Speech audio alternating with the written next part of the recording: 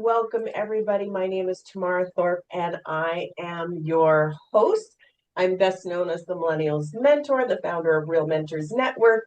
But here today, I am the host for MELD, which is the Mentoring Ecosystems for Learning and Development. This is a series of learning forums that bring together the UNM Mentoring Institute, the Center for Improvement of Mentored Experiences and Research, and the International Mentoring Association have all come together to create these forums for us to explore how mentoring ecosystems expand access, elevate quality, and drive impact. This is our second forum, and our first four forums are going to focus on skill development.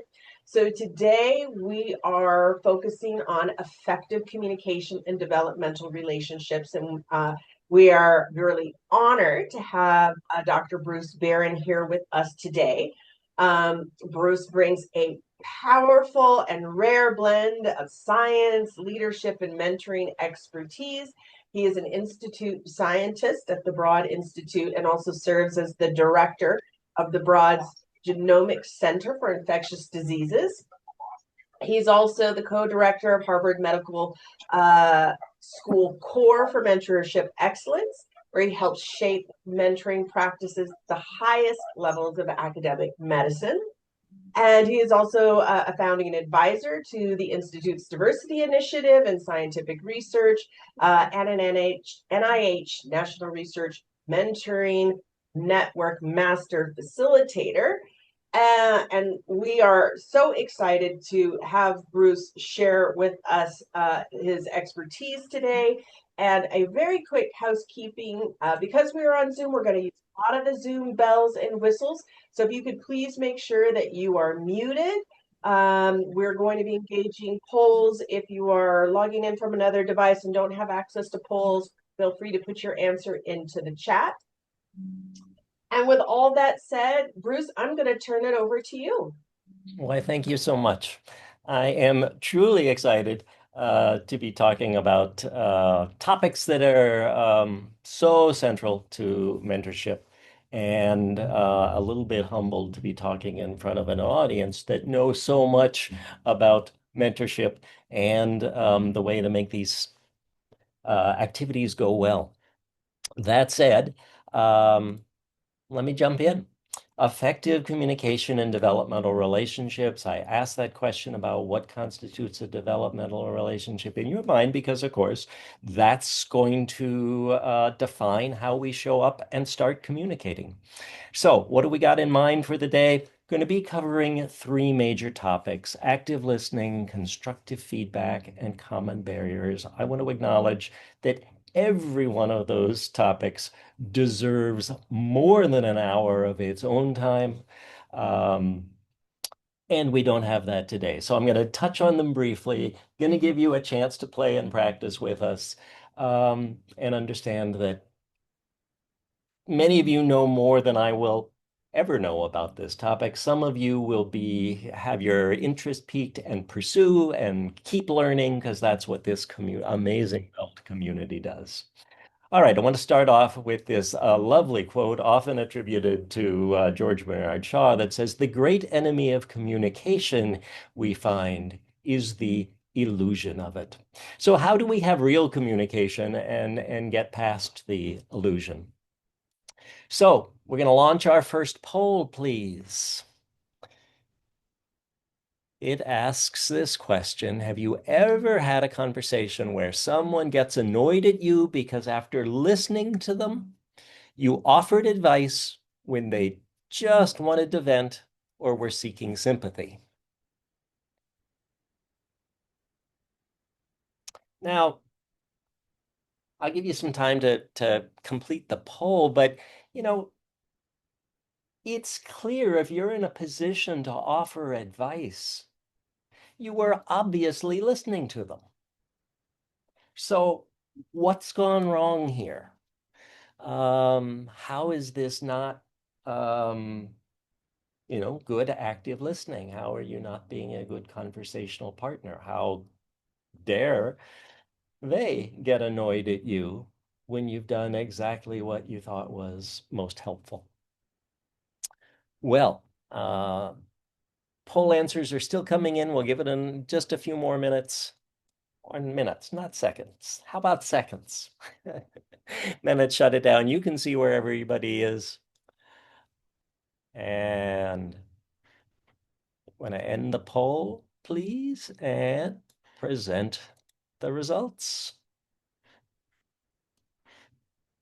Um, so almost everybody says yes to that. So what's going on there? Well, as we think about active listening, you have to do a little work before you turn your ears on to what's being said. You need to make sure you know, why are we actually talking? What kind of a conversation is this? There are many different kinds of conversations we could have, but which is this? Specifically, talking because they want, for instance, to share something and be understood. Do they just want to vent? That would be a great time to nod your head and smile and say, uh-huh. Or do they want sympathy, reassurance, praise, celebration? Are they looking for psychological or emotional support in this conversation? Or finally, are they actively seeking advice or problem-solving space with you? Are they looking for specific suggestions? You need to figure that out before diving in. Sometimes this is all summarized as saying, are you being asked to hear or hug, metaphorically, hug them or help them? You need to be clear about that in your mind before you engage, because that poll question was all about a misalignment of, I just wanted to vent. I don't need you fixing my problem. I know it's going to be fine.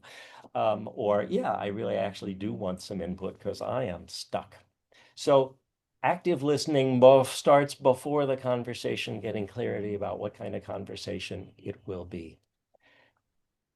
When we say active listening, of course, we're implying it involves doing. So what's the doing? Well, I was trained that we show we are effective, active listeners by my intensely furrowed brows and focus, by smile and nodding my head, or offering the verbal encouragement of mm-hms and I see and ooh and say more. It turns out that is a form of listening, but it is not regarded as particularly effective active listening. Instead, effective active listening takes a little more work than that. There, for this reason, what are the speakers doing during this conversation? They're not listening for your mm-hms and nods and smiles. Speakers are paying attention to themselves, of course. So we can't prove we are listening until after they stop talking. Yeah, the smiles and nods are great, but I can be smiling and nodding, listening to a conversation while I'm planning what I'm going to cook for dinner that night. So after someone stops talking, then we can show that we both observed what they said, the words, and we can convey that we understand what they meant, sometimes the feelings underneath those words. So active listening. I'm going to talk about three parts to this. First, very briefly, leave room for silence, then looping for understanding and recognizing and validating their feelings. Leaving room for silence. Those of us who've been trained as problem solvers and have been rewarded for that in our careers have a very hard time making space for silence. In fact, these conversations can often feel like a version of Name That Tune, the game where you're trying to get to name the music as quickly as you can. And so I'm listening for the fewest number of words I can get before I know exactly what you need to do, and I jump in. And silence is a very, very tough thing. And yet silence is actually a huge productive component of developmental conversations. When I think about of a developmental relationship, I think that what comes to mind for me is, and it was listed in the chat box by many, many people, of course, mentorship is developmental in that both parties always are growing and developing. I think specifically about a developmental relationship being one where I am not trying to tell somebody what to do, but instead I'm trying to figure out how I can help them learn to solve this and related problems by themselves now and in the future without me. And thus I'm growing their capability. So silence is where some of their work happens. I have to make room for silence. Looping for understanding and recognizing and validating their feelings, I want to go into a little greater depth for. Looping for understanding has 4 components. I'll name them quickly, then we'll go into them. Listening for what they care most about, distilling it and speaking it back to them, asking to see if you got it right, and asking a question based on what they said. Okay, so number 1, listening for what they care most about. Now that's kind of surprisingly hard because I realize when I show up for a conversation, I get excited about the topics that I'm already excited about. So how do I figure out what they care about? I'm going to invite you to put this in the chat box. When you're in a conversation, what cues do you use to know what the person speaking to you truly cares about?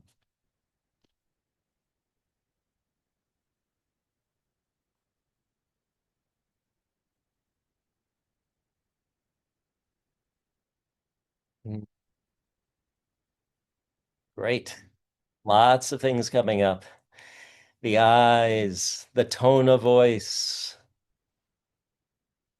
the passion that comes through. Yeah, nonverbals. A lot of people focusing on the nonverbals. Um, changes, anything that changes.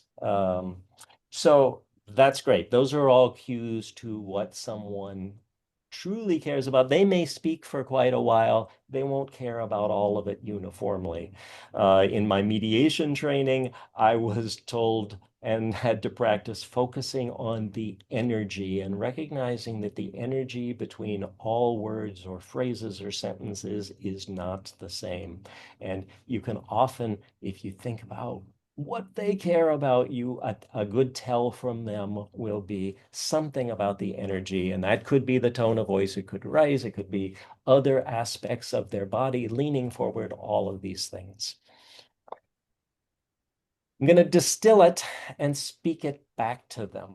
So that may be something like, so I think what I heard you say is, I'm not going to paraphrase. I mean, I'm not going to quote back extensively. I am going to try to paraphrase, but I'm also going to try and use a few of their own words. If I can use some of the words that they used, they know I was listening, and I've caught the words they chose to use.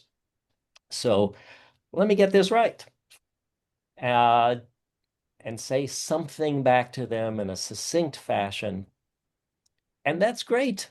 But then you actually have to check in and see if you got it right, not assume that I got it right. And there are 2 reasons for that. One is it lets them say, well, I wasn't quite it.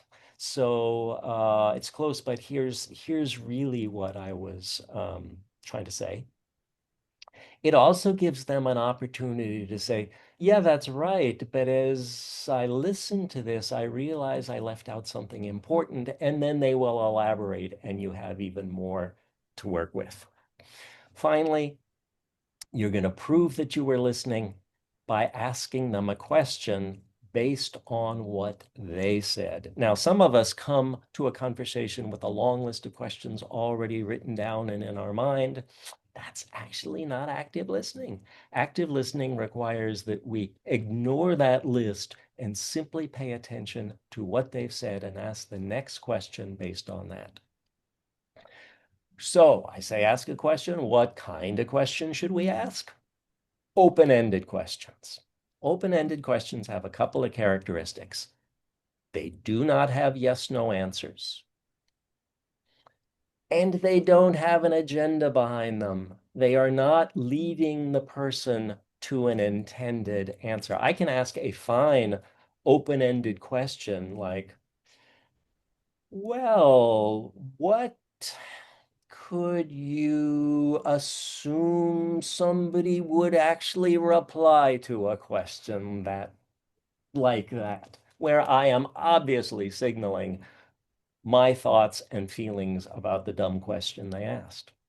So, in contrast, true open-ended questions invite somebody to explore new possibilities, and this is their power, and this is the amazing uh, um, energy and excitement I get from real developmental relationships when I can ask a question and rather than tell somebody, have them discover it and realize that they are actually more creative than they know.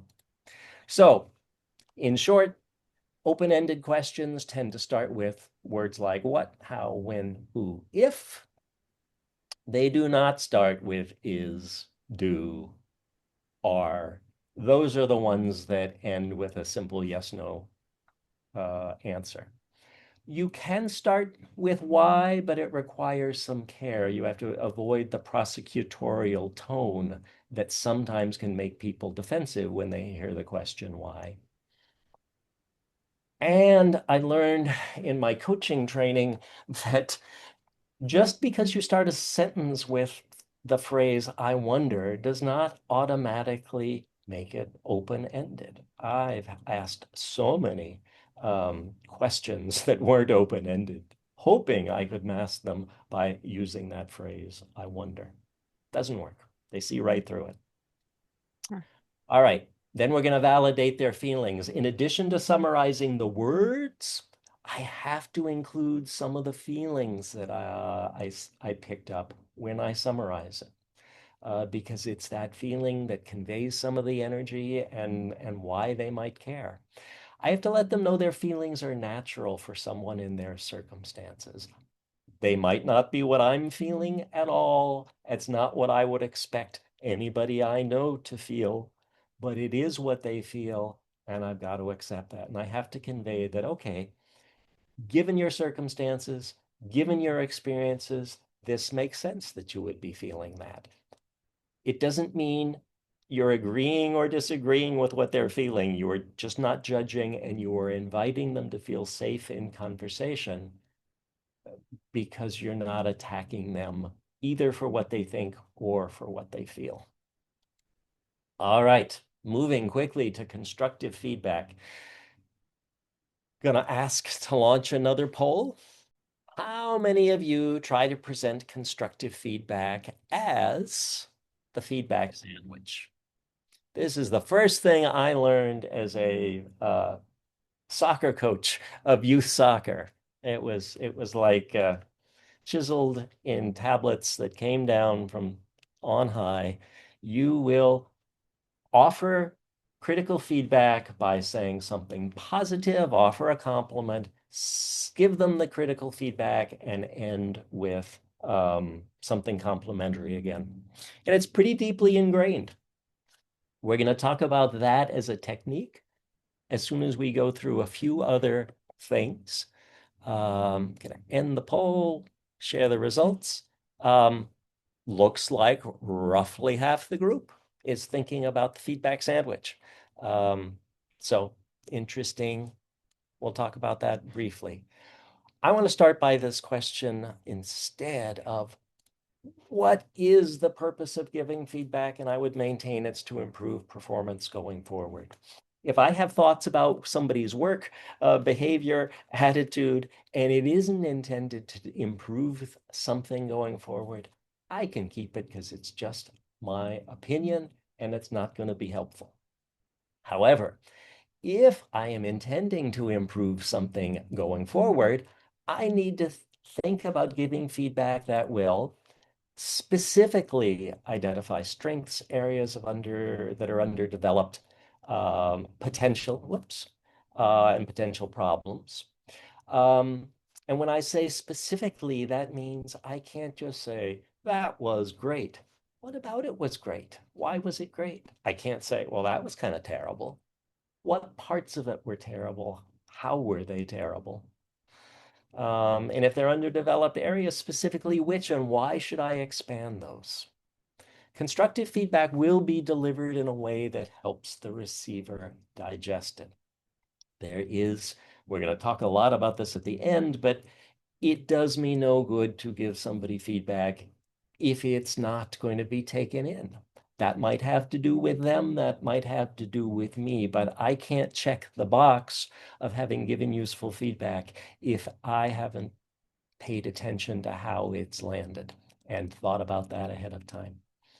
And I have to be able to explain my why behind the feedback. If I want somebody to change, it may not be obvious to them why they need to change. Like, that would have been okay, but I think your audience is going to be expecting something different. Let's think about who's in the audience and what they need. There's a motivation to do it differently. Or that language just doesn't work here. Why? Again, we get back to this idea of developmental. If we're trying to improve their performance going forward, when I'm not around to tell them what to do, we have to think about that. And I have to signal that I'm on their side. Critical, constructive feedback should feel collaborative. We're doing this together. So those are the things I think about constructive feedback. Now, let's talk about the feedback sandwich. Turns out there's a lot of research that's been done on this. This is just one sort of a paper that includes a literature review on the topic, and I love it for many reasons, to say nothing of the title. The sandwich feedback method, not very tasty. So among the research they summarize is work that shows that it actually isn't very effective. It seems to be seen more as a crutch for the person giving feedback than a useful tool for the person who does get the feedback. It actually weakens the value of the negative feedback. People tend to listen to the first thing and the last thing that's said, so that erodes the power of the negative feedback. It also weakens the power, actually demolishes the benefit of the positive feedback, which may be also important. It should be sincere and positive. Overall, if you do this a lot, people start expecting it. So if you say something positive, they're just waiting for the other shoe to drop. And because of that, you lose credibility. And it's no longer particularly valuable to say the constructive stuff because they're just thinking, get on with it, get on with it, get on with it. This isn't what you wanted to talk about. So there are other ways we can give feedback again that enhance the collaborative collaborative feeling. It turns out that people accept negative feedback without resentment, without feeling maligned, without negative thoughts toward the person presenting it, if it's simply delivered in a way that conveys that you care about their performance. So lots of stuff written on this. I just find this fascinating because it's so prevalent still. I hear, TAs in our communications lab being encouraged to do this sort of thing. So that was a sprint through active listening and constructive feedback. What we're going to do now is Melissa McDaniels, my dear friend and colleague from Simmer, and I are going to model an unscripted conversation within a developmental relationship. As you listen to this, imagine you are in my role as the mentor and think about what question you would want to ask at each moment in the conversation. That means you can't be thinking about I have a great question. And, 2 minutes from now, I'll get to answer it because the conversation will have moved on. So every time Melissa answers, think about, okay, what do I do with that? I invite you to enter in the chat box as I ask questions. And you can use letters. An O if you feel it was an open-ended question, L if it was leading, C if it was closed-ended, one of those yes, no ones, and M if I just blew it, if I completely missed the opportunity to ask something meaningful and went the wrong way.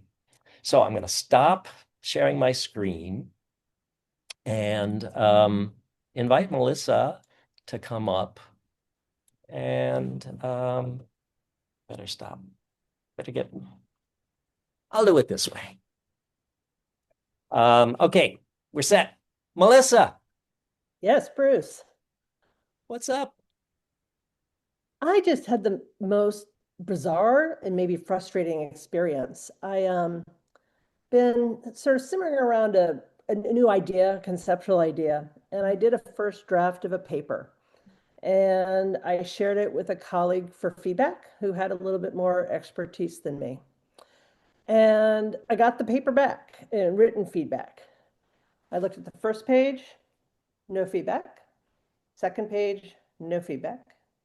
Third page, no feedback. And then the fourth page, in red, was written, "You have not said anything yet." Mm, mm. Wow. Okay. That's tough. Sounds like you put a lot of energy into it. This is new and something you're excited about, so it must be pretty frustrating to get that kind of feedback. Before we go further, what are you looking for from our conversation? Oh, thank you very much for asking that, Bruce. I think one is just to be able to vent a little bit, but I think what I want to think about, and just to let you know, past that fourth page, that mostly was editorial. I want to think about, do I go back to this person to try to get more of what I need? And if I do so, kind of what that would look like. So I Mhm. want to think through that, I think. All right. Well, so what I heard was um, this stung in some way, and we should explore that. And you're trying to figure out what the next steps are. Is that right? That's right. Okay, great. So when you finally got to that last page and saw that comment, what did you feel? That's a great question. Um, so I think my first it was a protective reaction was, did he really do that? But so that was protective.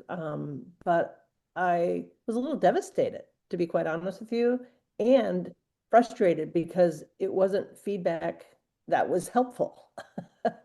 Obviously, I was getting feedback about either how I positioned or intro this, but I just came to, what does this person mean I didn't say anything yet? I actually spent a huge amount of time on that introduction and the rationale. So I guess I could say my first was just real frustration and disappointment and also a little embarrassment. Hmm. Well, given what you put into it, given the very brief and dismissive comments he made, it makes sense that you would feel both frustrated, a little embarrassed, because that was so dismissive, and a little stuck too, because you went to him for some input. So you've had some time to digest this. You want to be able to move forward. You're still excited about these ideas. What are you thinking of as your next steps? I think I'm really wavering a bit of, I'm still very excited about the topic, and I think it's actually quite important.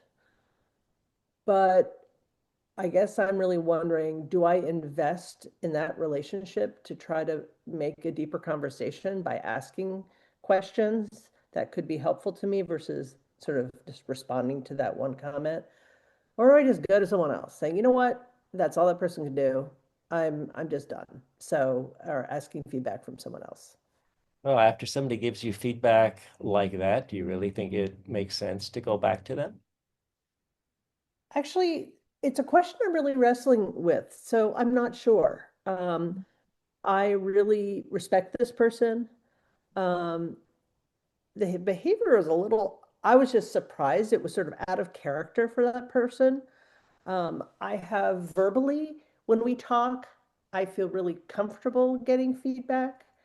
So, and this person has a certain element of sort of prestige with the journal I might be submitting to. So I'm really wrestling um, both what would be most useful, but is there any politics around this? Yeah, so it sounds like there are some reasons why the relationship in general is important and also specifically around this topic. Yeah. Yeah, okay. So first of all, are there other people you can think of? Let me rephrase that. Who else can you think of that you might go to for useful feedback on this topic? That's what I'm really stuck with. I'm not sure right now. No one comes up off the top of my head. Okay. And do you know any of the people that he works with that, and I'm not sure that you said he, but boy, did I just assume a he. Um, uh, did do you know any of the this person's colleagues that you could reach out to? Um, I know of them, Mhm. but not, I haven't met them face to face. Okay. Um, so I can understand your hesitance about going back to them at this point. As you've been thinking about that, and I assume you have, but as you think about going back to them, how have you been thinking about approaching them, given these comments and your desire for a real conversation? Yeah, and I've been thinking about that. I mean, I think what I I probably am leaning towards doing is again reading through the rest of the comments and then actually by email communicating with the person saying, thank you for taking the time to review this. Your comments raised some questions for me. Can I buy you coffee to talk, get a little bit more clarity on some of your thoughts? How comfortable are you sending an email like that? I feel pretty comfortable because I said, this is someone who I've had a pretty solid professional relationship with.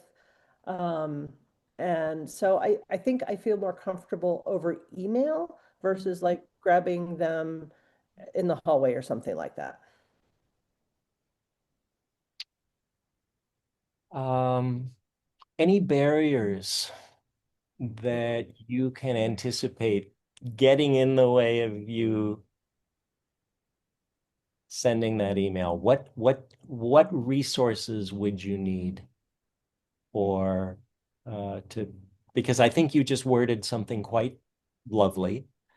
Um, you said you're pretty comfortable based on the relationship. So what barriers could be in the way of doing that?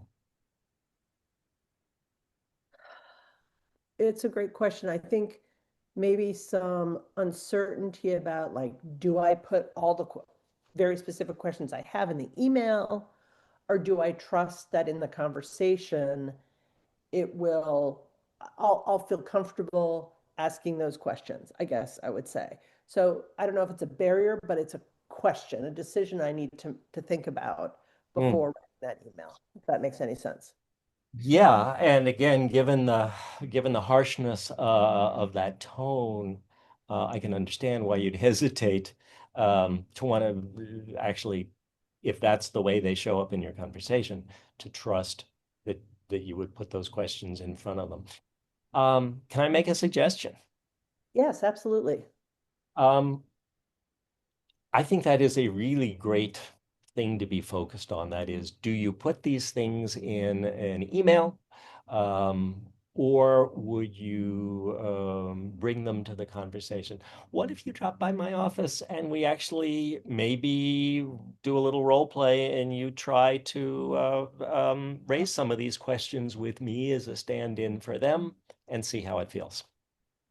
I love the idea of role plays. So I think that would be great. And what I'll do is take some time to think about the questions that I do want to ask them. And maybe, yeah, that would help to talk through that before I frame that email. Beautiful. All right, let's schedule it. All right. And curtain down. So, again, unscripted, but Melissa and I had talked about the fact that we wanted to give everybody opportunity to see the good, the bad, and the ugly. So, Tamara, can I invite you in to contribute? So, a couple notes. So when you asked, do you really want a relationship with this person? We got a lot of L's very, very quickly. So the feedback was quick and I think very spot on. When you were shaping your question around barriers, we started seeing the whole alphabet here, O's and C's and L's and M's as you were trying to shape that question. And Christine even offered a suggestion of maybe we could ask, can you describe any barriers you see, any supports you need, right? So some really helpful tips on how to reframe. And so we're wondering with the group, what struck you in this conversation? Did anything come up for you? Was there a question you kept thinking, oh, I wish you would ask this question? You can put it in the chat, or if you want to come off mute, that would be great. If there was anything that struck you, what stood out for you? Was there a question that came up for you that you would have liked to hear? And go ahead and just come off mute. I think, Ed, I see you curious to come off mute, but that could just be. Noah And has I would also encourage very direct feedback too. That's right. There's a chance to practice that. All right, so we have Noah with their hand up, Danielle with their hand up. Also, I'll keep track of whose hands are up. So if you want to speak, go ahead and just throw your hand up. And also, if you would prefer to just put your note in the feedback, put your feedback in the chat, please go ahead and do that. Noah, over to you. First, I want to thank you. That was a really excellent way to instill the thinking as opposed to just sharing it. And so both of you really did an excellent job. And I've seen that conversation unfold so many times. I think ultimately one of the things that I'm intrigued by in the conversation, and I wanted to say, Melissa, why did you go to this person? Let's go to like the very root causes of why this person, and then really focus on that. That was the only thing I wanted to redirect. But I really think that, you know, when people choose to get feedback and that person falls flat, it's really important to interrogate the why and what you want. And so, Bruce, when you went back to her, like, are there other people kind of in that same echelon that you could seek that feedback from? I think it's important to look at other options by asking that question and like what other people, and obviously the open way. And sometimes it's just a tweak of the language. But the other part that was really profound is you were practicing presence with each other in front of all of us. And I think that was a really excellent way to model the kind of presence we need to be in when we're in these mentorship conversations. Thank you so much. Danielle Claire. Hi, very early good morning from China. Really good conversation happening there. I'm pretty young in my mentorship roles. And one thing that I have been having a challenge with, or I've been seeing, is when staff they come to vent. So I'll ask a question, okay, do you want me to listen, etc., etc. They're here to vent.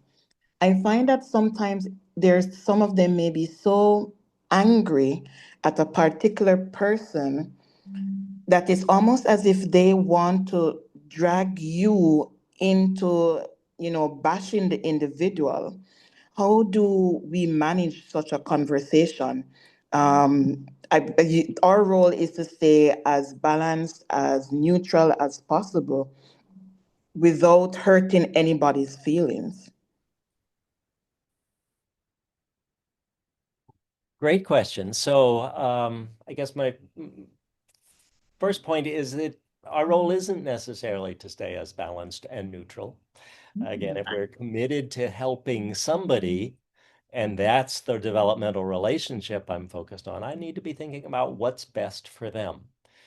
Now, I do want to absolutely acknowledge what they're saying and validate their feelings. If they're upset, if they think this person is evil, I have to be able to say, wow, this thing they've done really has you upset. It makes sense that you'd be upset given all that you've said. And if I'm their mentor, then have to be able to let them let go of some of that energy and invite them to see a different perspective. Could there be other reasons that they did this? What else can you imagine could explain what they said, what they did, what they didn't do before you take this conclusion horse and run it forever. So as a mentor, I would try to get them to sort of reimagine the different possible explanations behind it. So I do want to support them. I don't want to attack their story. I don't know what part of it is true. I just know that this is what they're experiencing and what they're feeling. And as a mentor, I have to try and help them grow through this. Thank you. All right. Ed, I'm going to turn it over to you. Okay. Yeah. Hey, Bruce, I put in the chat. Would it have been, is it a good practice to kind of state up front some not barriers, some ways to contain the conversation to be more productive, almost like some mini ground rules up front. I'm not here to blah blah blah, or I want to be more as responsive to your current concerns as it relates to X, Y, and Z. So I may not be able to X, Y, and Z. I mean, so is there a way to do that without closing the conversation or leading the conversation? Just wanted to put that out there. I'd say touches on all of the complicated dynamics of mentoring relationships. I would say it's going to depend on the relationship that the mentor wants with an understanding of the relationship the mentee wants. Of course, you can set barriers. If you're going to come in and want to complain about my spouse who's a faculty member in our department, maybe maybe I'm not too prepared to handle that kind of feedback or conversation. However, I have to be clear again, what's my role? Sometimes venting, sometimes having an emotional outlet is fine. But as we always say in mentorship, one mentor won't be the solution for all of a trainee or employee's problems. I can be completely clear about what you can bring me and what you can't. And if I feel uncomfortable, I should be asking myself, why am I uncomfortable with that? This clearly matters to them. But I do have the option of saying, I'm not sure this is going to be productive. But if you're thinking about building trust, you have to be consistent about that role. As Chris just put in the chat, role clarification. What do we cover here? How do we work, etc. So great stuff. All right, I would like to move along. Thanks for all of the wonderful put in the chat. One of those was a true mess up on my part where I started an obvious yes/no question and caught it and shut it down. So that still happens. I have learned after the last year of intensive training that active listening is incredibly hard. Um, and I thought I was decent at it, and I have so much work to do. So want to go back to our next topics. Let's put a poll up. Whoops, let's put a poll up. We got one more poll for you. We all, deep down, people are people. We all have the same primary goals when we communicate. And of course, this is important in a mentoring relationship in communication because my assumptions about what is typical for others and humans is going to shape how I interact with everyone. All right. I'm going to end this poll, share the results. It looks like most people would say no. Some people would say yes. Let's explore that a little bit. So I cannot tell you how many times in a research mentor training session I hear some variation of this statement. My mentee is too passive. If they've got something to say, they need to say it. Very, very typical. Now, I think that's getting to barriers in communication. There are a bunch of barriers. I would love to talk for much longer about these. I would say personality is definitely legit. Communication styles we talk about all the time, power dynamics, and culture. I think that there are data that say that personality is a thing, but whether someone speaks up or not in most environments is typically much more influenced by the climate and culture of that and the encouragement they get to speak up and a sense of safety. Something Etta is always reminding us trumps so much else in communication. Cultural influences on communication are huge, and in some really interesting and specific ways. These all come from a book by Erin Meyer. For instance, I won't go through all of them. I'll show you a little bit of her data. But for instance, how do we persuade people? Do we begin with the principles first, like the theory says, and then we show the how it actually pans out? In some parts of the world, that is absolutely the only way to approach. I don't care what you did unless I understand the principles you're working from. In America, principles, schminciples, does it work or not? If it works, then I'll be interested in your principles. How do we establish trust? Well, in America, we tend to focus on we're going to work together, we're going to accomplish something together, and then we're going to trust each other. Other parts of the world, no. Trust is relational. You come in, you sit down, we have tea, we get to know each other. Then once we start feeling we can trust each other, then we can work together. So cultural influences are big on all aspects of communication. I just want to highlight two of them. This one, how we lead. Are we egalitarian, which implies the distance between the boss and employee is low? That the best boss is a facilitator among equals and our organizational structure should be flat? And so communications can skip levels. Or are we hierarchical? That is, the distance between a boss and employee is high. The best boss is a strong leader. Status matters. Organizational structures are multi-layered and fixed, and communication follows hierarchical lines. So here's data just showing surveys she administered over many different countries around the world.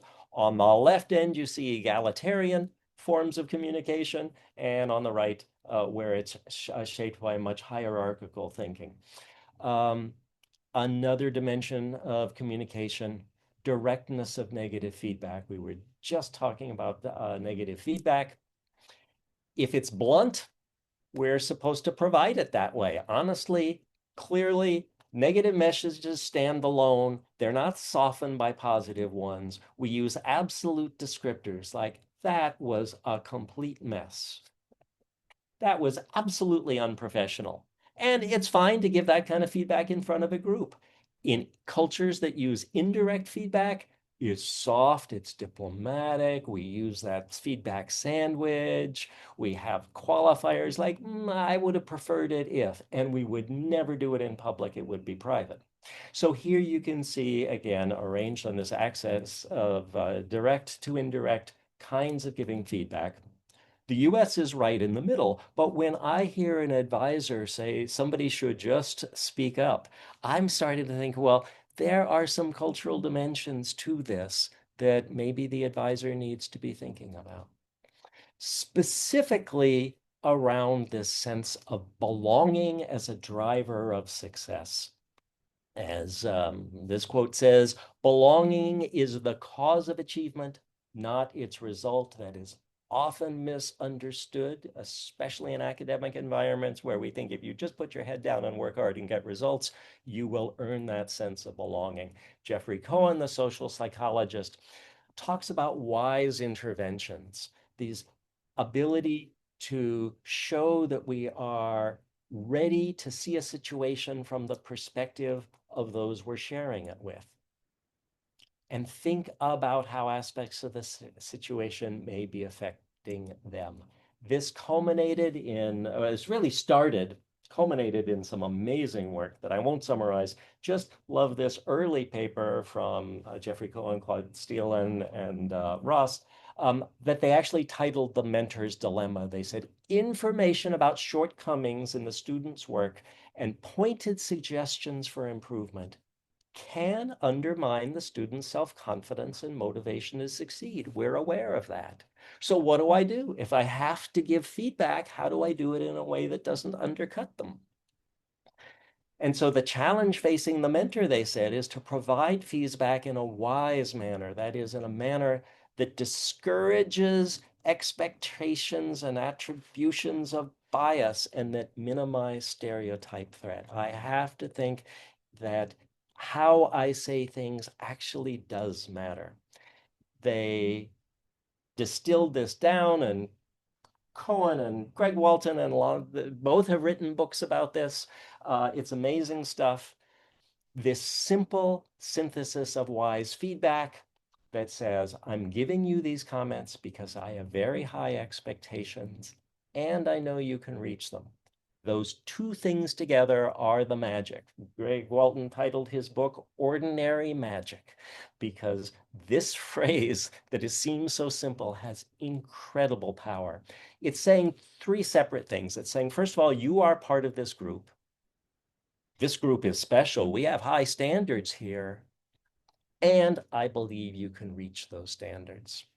For the purposes of time, I'm going to skip the amazing data from that first paper that shows how this plays out across racial differences, where it really does matter. The same kind of feedback can have very different impact on members of different races. And I want to jump, because this is MELD and we think about ecosystems, I would suggest that every layer in a mentorship ecosystem represents some kind of cultural interface. And so as we communicate, we have to be thinking about how do we communicate with others that span some kind of cultural divide. And that could be simply in age and power in the relationship. It could be truly educated in different systems, different primary language, et cetera, et cetera, et cetera. So the wise feedback that says, I do need to think about what I'm going to say because it will land differently on different people, gets to, I think, what strong communication in a developmental relationship can look like. You'll get these slides, you'll get the chat. There are resources galore. I would stay forever to answer questions, but many of us have appointments to get to. I want to thank you for being with us all today. MELD is such a fabulous, amazing gathering spot for amazing people. We would love your feedback. That can, again, you can email, you can put it in the chat now before you leave. And I want to turn it back to Tamara. Thank you so much, Bruce. It was so enriching. I was trying to take notes and then be present to support today's session. But I think all of us are walking away with some really great takeaways, with some questions, with some new things we want to look into, to learn more and to do better and be better in the work that we do in mentoring. And thank you for this really lively chat engagement. As you may have seen up on the screen, there was a QR code to register for next month's session. Our next forum is going to be on building inclusive mentoring practices, which will be on Wednesday, March 11th. Our special guests will include Stacy Blake Beard, Angela Byers-Winston, and Brad Johnson. So we encourage you to save your spot for next month's learning forum. And also, I think Michelle has put a link in the chat for the International Mentoring Association Conference. The biennial conference is coming up in May 12th to the 14th in St. Petersburg, Florida. The theme this year is Mentoring Metamorphosis. I hope to see you all there. I think it's going to be a very enriching conference. And I think that is it. If there are any questions, and I think folks want to chat with Bruce, I'm not sure how available he is, or at least put those questions in the chat. But thank you all so much for being here. And we look forward to seeing you in March.